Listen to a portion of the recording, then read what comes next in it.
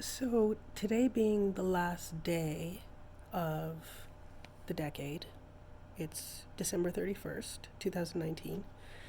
I think I ended the decade with a really, really, really good lesson in how to be a good ally.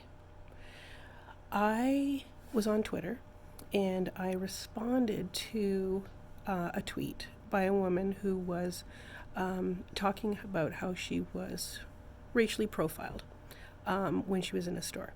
And I commented about, or told, or shared a story about a time when I had approached an Indigenous woman in the store that I worked at.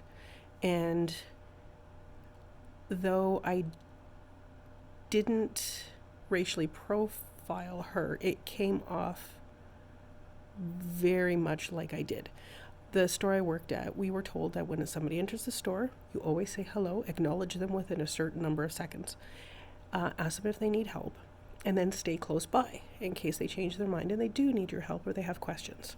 So I did that with this Indigenous woman, and she got very upset with me and accused me of following her and that I thought she was going to steal and that I was profiling her, and she stormed out of the store.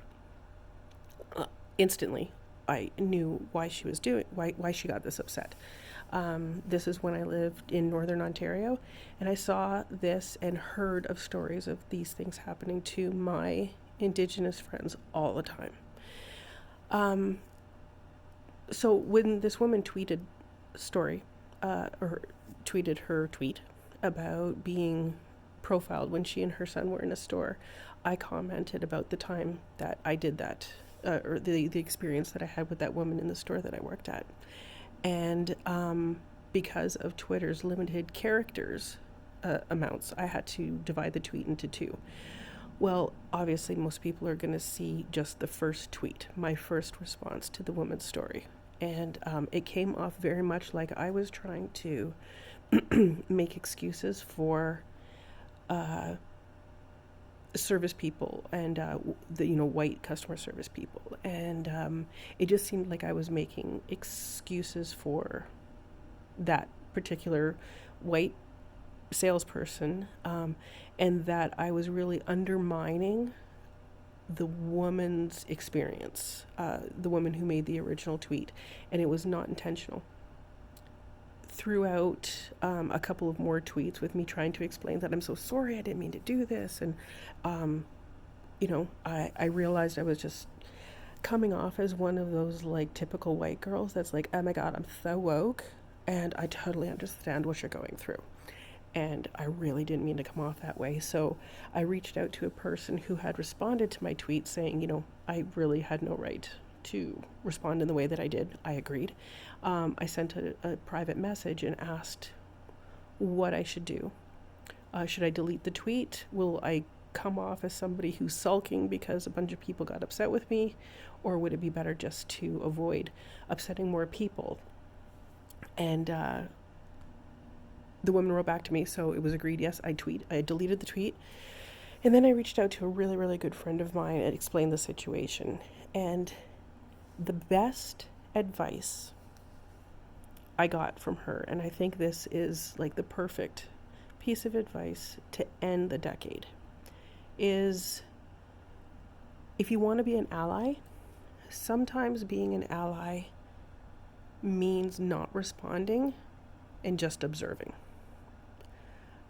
And that is exactly what I should have done in this particular tweet, or with this particular tweet, is just observe the thread, read all of the comments, and learn from it. I wanted to share that with everybody. I've never put a video up here on Twitter before. I just sort of retweet jokes and things like that. But as a Canadian and as a person who really, really wants to see reconciliation move forward, I have to thank my friend Ange for, like I said, the absolute best piece of advice I have received, I think, in probably all of the 2000s. As an ally, you don't always have to respond. Sometimes it's good enough to just observe. And I wanted to share that with you all. And I hope wherever you are, you have a wonderful New Year's. And that 2020 brings you and everybody you love good things. And I look forward to learning more about how to be a good ally in the upcoming decade. So, Happy New Year, everybody. Sorry for sounding kind of croaky. I'm sick. But yeah, everybody take care. Spread the love.